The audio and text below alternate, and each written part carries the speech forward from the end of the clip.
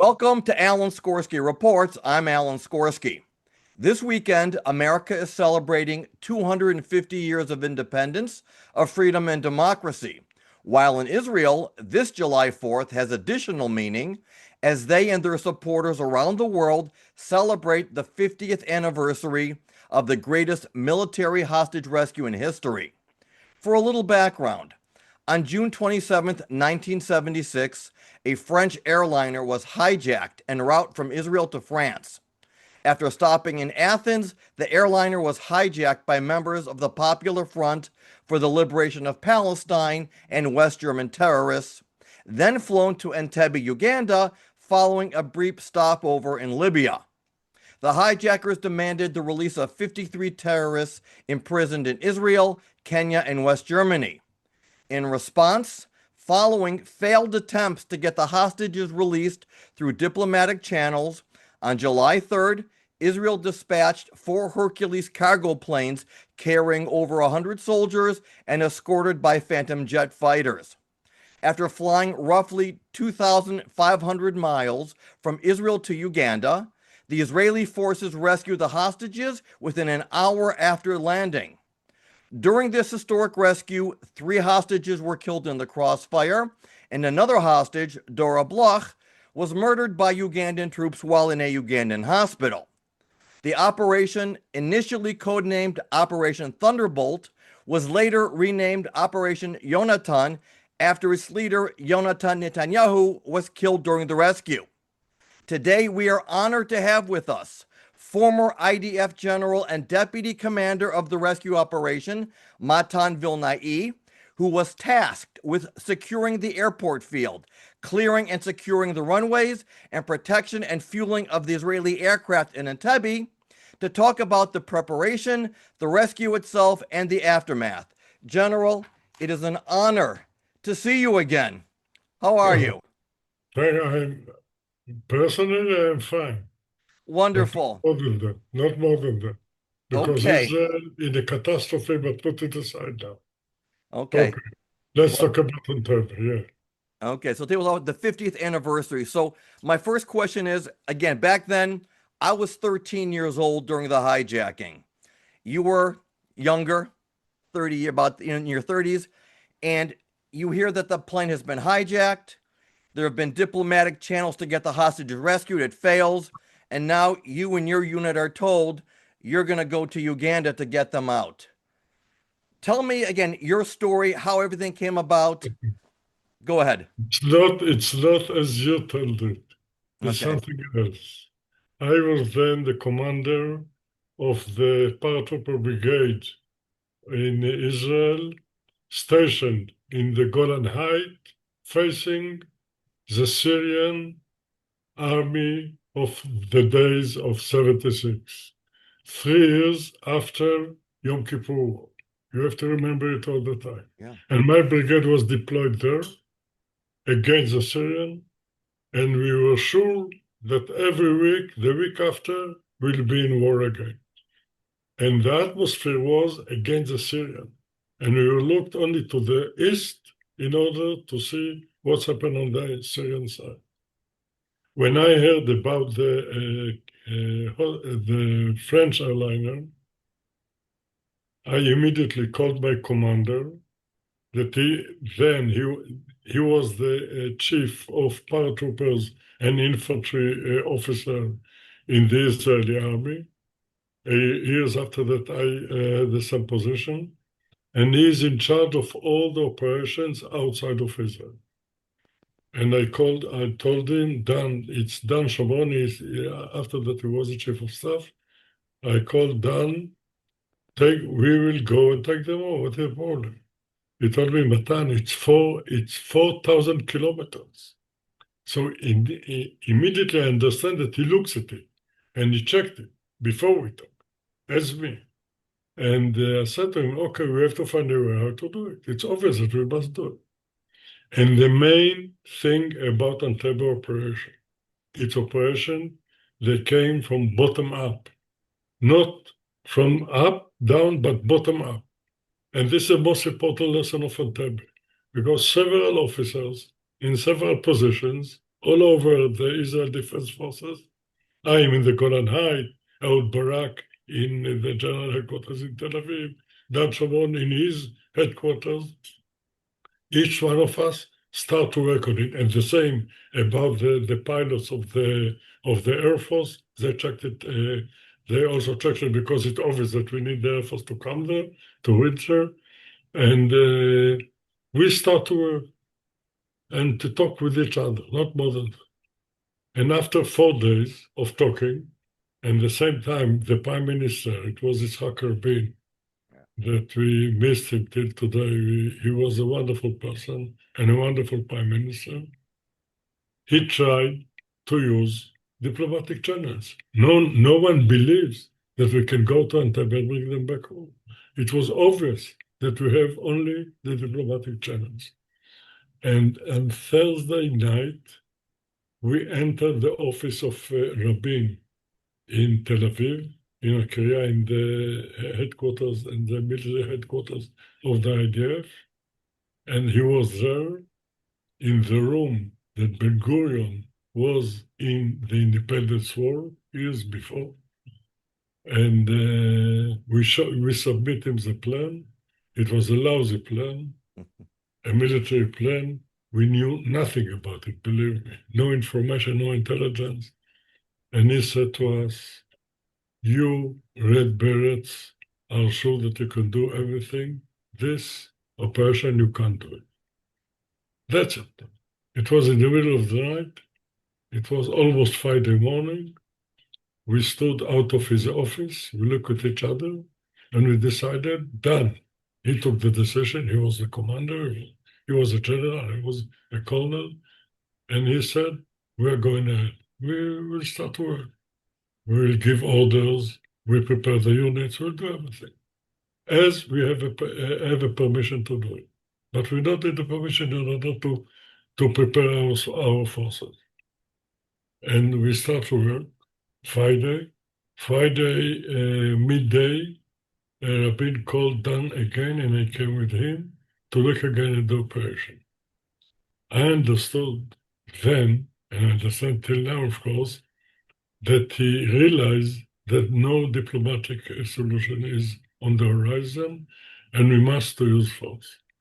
And we start to work on it again. The same operation that we show him hours before, we discuss it again, and we find a way how to do it. And Rabin told us, go ahead. And it's enough. Friday night, we have a rehearsal, all-out rehearsal of all the units. And after the rehearsal, the chief of staff, that all the time he was not for the operation, he was not against.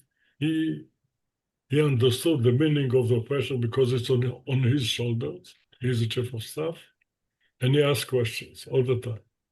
And he said, and you American will understand it very, very well. He said, in my tour as a chief of staff, I will not have a Bay of Pigs.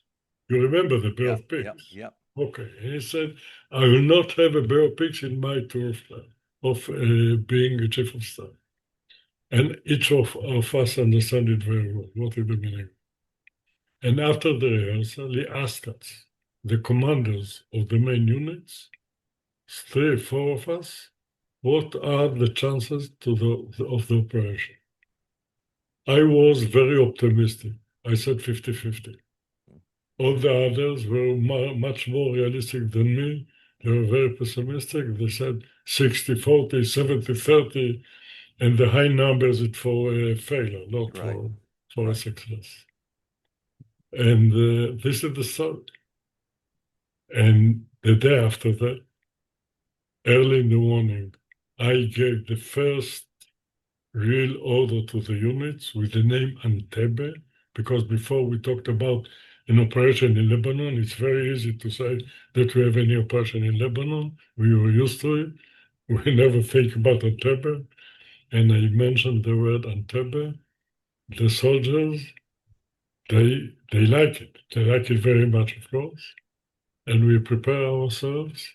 And in noon, at noontime, we had a special briefing, not with the chief of staff because he attended the government meeting in Jerusalem, but we sat with the deputy chief of staff, Yekutel Adam.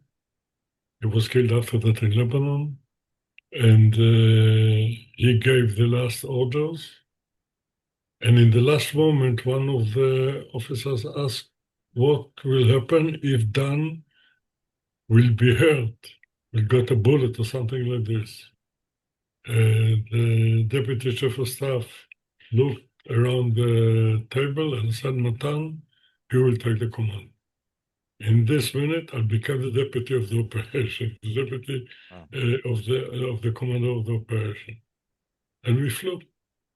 Wow. You have to understand, when we took off, it was from Sharm el-Sheikh, the southern part of Israel in Sinai. Now it's in the Egyptian hands. We were sure that we no permission for this. And when we took off, the government was still discussing it. Right. And we got we decided to take off because there is no time. It's 7 hour flight. It's a long flight. Till then, I flew 50 minutes maximum. I never flew more than an hour. And we got a permission in one point on the route to Entebbe that in this point we can refuel or back in Sharm el-Sheikh or in Entebbe. And we need a permission to cross this point. It was something above Ethiopia, something like this. And then we got the permission and we continued to Entebbe. 4 airplanes. If anyone will see 4 airplanes, it's obvious that it's a military operation. Yeah. So we approached Entebbe with one aircraft. In this aircraft was the Sayeret Matkal,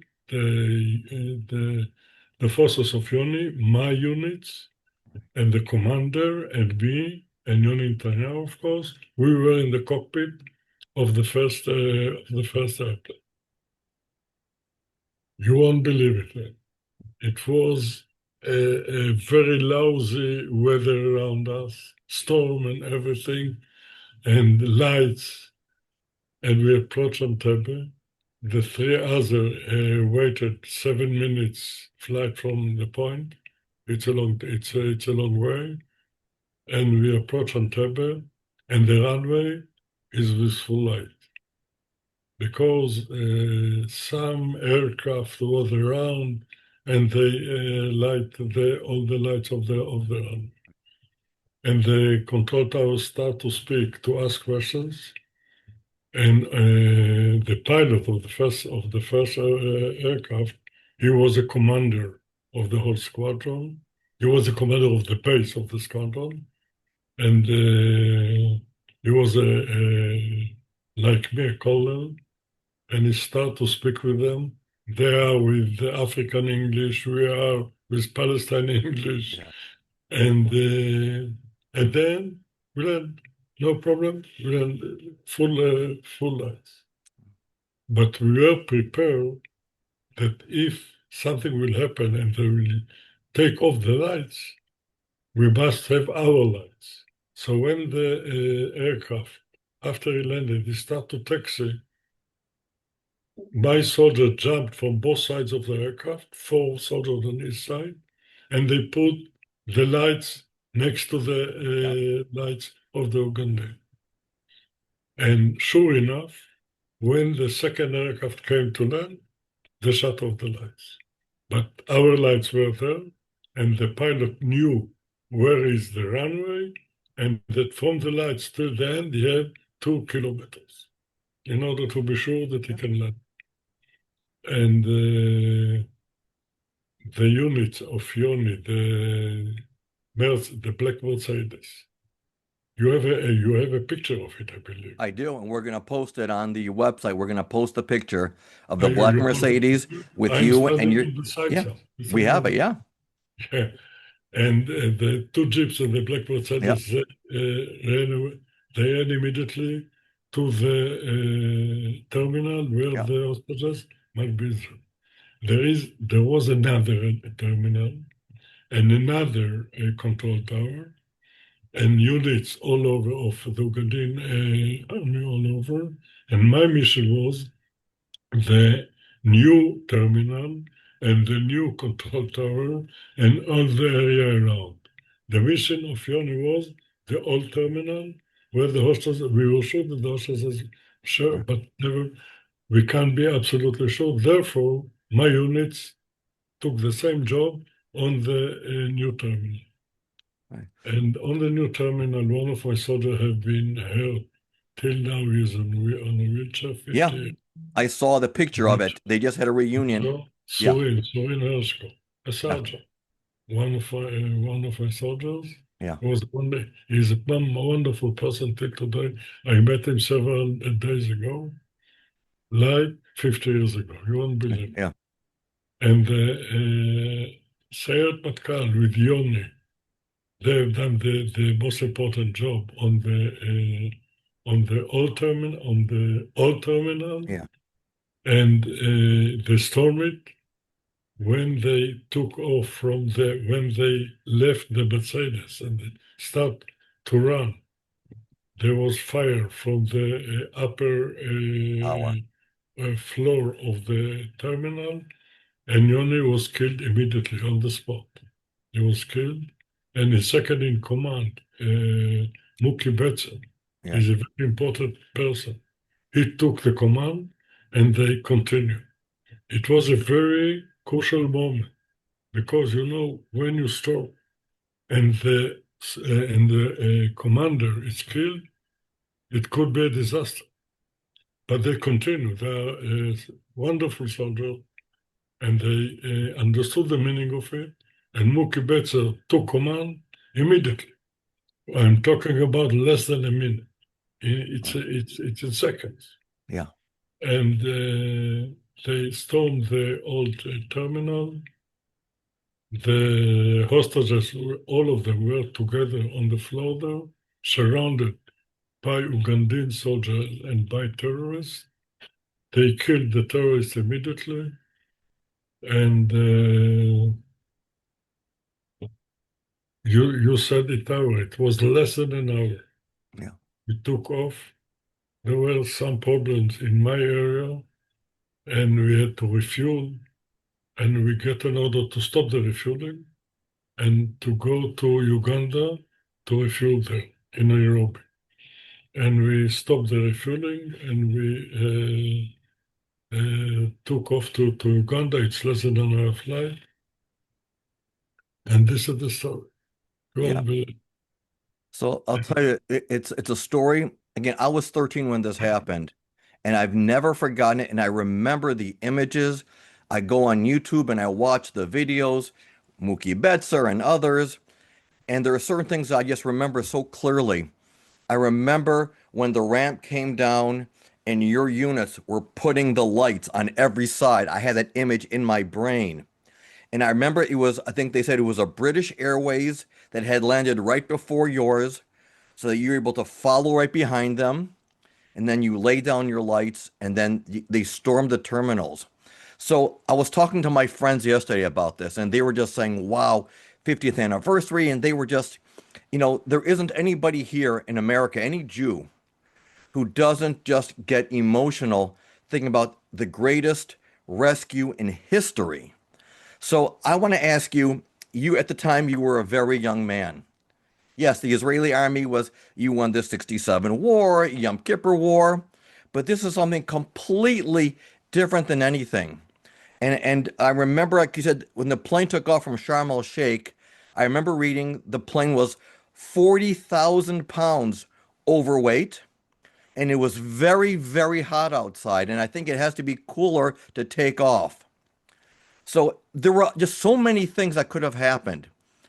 You had the hostages from France who were released, and the Mossad interviewed them. You had, you had, like I mentioned, you flew over overweight, and you had the blueprints from Entebbe, from an architect in Israel who built it. So with all these miracles, like what goes through the mind? And you mentioned that you were in the cockpit when the plane was flying. What goes through the mind of a young man? However well trained you are, what goes through your mind as you're flying there? Are you praying to God? Are you thinking, I hope I see my family again? Or we have this mission, we're going to succeed? What goes through the minds of I'll tell you, everybody who is en route to the most incredible rescue of all time? it's a wonderful question, and I have no answer. And it shows that you are not a military man, and I am a military man, and we used to. But Yeah. I'll tell you one by one. First of all, it was our idea to go there, and we were prepared for this. All right. And we were thinking only about one thing: the state of Israel and the hostages there. Therefore, we are in the army. Therefore, we prepare ourselves. Therefore, we are fighting all the small wars and the big wars all the time in operations. And therefore, we are in the idea. It, the moment that I heard about it, as I told you, I immediately I said to myself, we are going to take them back home. Secondly, after the rehearsal, it was Friday night. It was about 1 o'clock in the morning. I have time. So I drove home to Jerusalem. It's less than an hour from the place that we rehearsal. And I came into my bedroom, and my wife, Anat, she woke up and said, I saw the hostages in Entebbe in the TV. They are surrounded by terrorists and something, and they are very poor.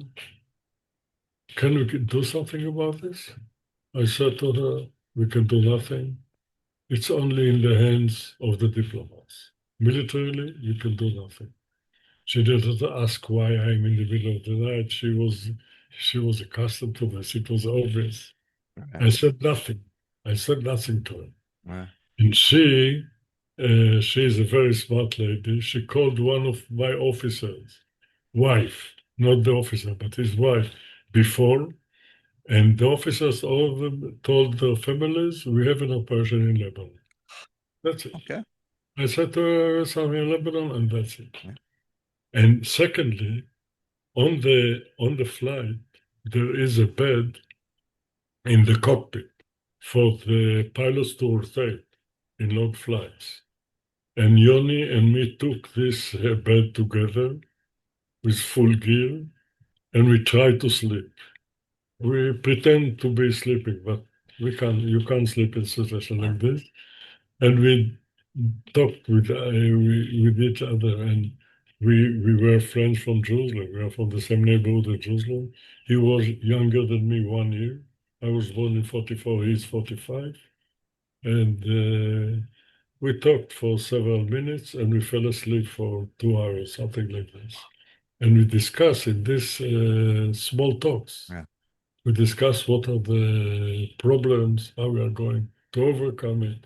But it was obvious to each one of us, not union, to the whole unit, till the last soldier, that this is our mission. Therefore, we are paratrooper. Therefore, we are special operation. Therefore, we are serving for years in the IDF for this moment. And for us, it was obvious to do it. Mhm. Okay, so now here we are 50 years later. As I begin, for me, as a non-military person, every day we think about this, just all of the pride that Israel has given us through your innovations, whether it's military, high tech, intel. Israel has been a nation of miracles since its founding. But as you who took part in the greatest operation of all time, do you look back? Do you think, wow, I can't believe we did this? Or and then you mentioned that you met with one of your colleagues a few days ago, the gentleman who was in the wheelchair, because I saw a picture of him with some of the hostages and their families. I think it was in the Times of Israel. But in your mind, like just for someone like you, now that you're somewhat retired, how do you look back at this whole event um, and that you were a part of just the greatest moment. I mean, again, in sports, when you won a football or a baseball World Series, they think about the game seven. They won the big game, and they have the rings, and they remember, and they have the trophies.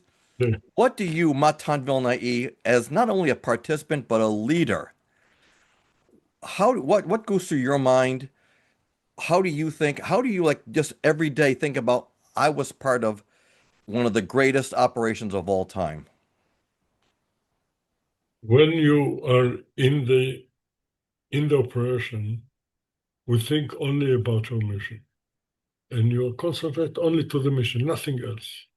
The family, everything is not important. The mission is the most important.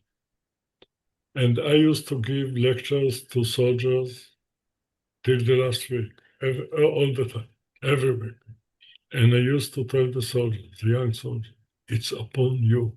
It's not the prime minister, it's not the chief of staff, it's not the commanders, it's you. You are a sergeant, 19 years old, it's on you, it's on your shoulders. And this is the main lesson from Entebbe, because till now you will not find an order from the government to the IDF, go to Entebbe. You will not find an order from the high command of the IDF to our units, go to Entebbe. If you will find it, is something that after that. And this is the main lesson. The people down, they are the most important thing. And they must be prepared. They must have the real guts, the real courage to go to do it. And this is what's important. And when we came to the Prime Minister to Rabin more than one time, he understood the meaning of the operation because he saw us. And the Chief of Staff, that at the beginning he said about the Bay of Pigs, I don't go about Bay of Pigs in my Right, term, he understood from us that we can do it. It's right. not only them. It's us. And this is the most important thing. And after that, I was the second in command of the chief of the IDF. I was a minister in several governments, in Sharon, in Barak, in Netanyahu governments, all the governments. And I was then there. And when I was there, I always understand that the most important people are down. And their ability and their courage, this is the most important thing for us and for the state official. And this is our education. Since I was a kid in Jerusalem during the 48 war, I remember it. One last question. So the famous picture, and I have it, and we're going to post it. The one where you return back to Israel. You're on the runway, I guess, at Ben Gurion Airport. Maybe then it was called Lod Airport still. I don't remember. The ramp comes down, and there's the back of the Mercedes with the guys turned around. They're facing the back, and you and a colleague are on the right side. And I remember again just seeing in the news and in the movies, of course, the hundreds or thousands of family members rushing the runway, dancing and cheering. And when I watch this, I mean, I cry because I can't imagine. And I was in London when this happened, and I flew to Israel the next day. The But I day was after, only, but I was only 13 though. I remember saying, "Wow," but I'm only 13 though, so my perspective is still different. But for you, you get back, you land, you just accomplished the greatest mission. There must be a certain feeling. I mean, you're a very calm and you're a very humble man. I see that in you, General Vilnai. You're very humble and but you're still human. You landed, you came back. What are you feeling at that time? that we did it. And I said to my officers and to my soldiers, we are in charge of the Golan Heights. Don't forget it. Back to In work six tomorrow. hours, 6 hours, each one of you back in his position on the Golan Heights. Okay. Don't celebrate and nothing. Wow. The way to the Golan Heights. And, there were rumors in Jerusalem that was operating in Entebbe, and a high officer in the paratroopers have been killed, and he's from Jerusalem, and his father is a professor. There are two, Right. Yoni and B. Right. Both our parents were professors, and we're from Jerusalem, of course, and the rumors spread around. And at the end, it almost reached my wife. Well, I came a minute before. Wow. No, Okay. And it you're was still devastating. in Jerusalem. Yeah, yeah, Wonderful. yeah. Okay. Listen again, No, General. I tell you something else. Yes. They asked me then to fly to the States to speak with the Jewish communities. Yeah. It was my first time. It was my first time in the United States. Yeah. And there was a cartoon in California, I remember it. There was a cartoon of several pictures. The United States of America. Don't be afraid. Israel behind you. Yes, I've seen that. I've seen those also. Yes. You see, you Yes. see. But it's 50 years ago. You have to Yeah. remember. It's Yeah. not now. It's 50 years ago. Now it's absolutely different. Yeah. Yeah. General Matan Vilnai, it's 50 years. You and I spoke, I think, 4 years ago. We're now the 50th anniversary. God willing, I'll speak to you in another 50 years. You'll still be strong It's a deal. and you'll It's still a deal. remember. Okay. Okay. We Honor. should Thank do. you again for everything. God bless you. Am Yisrael Chai. Ellen, thank you. Thank you very much. Bye. Bye-bye. Bye. Okay.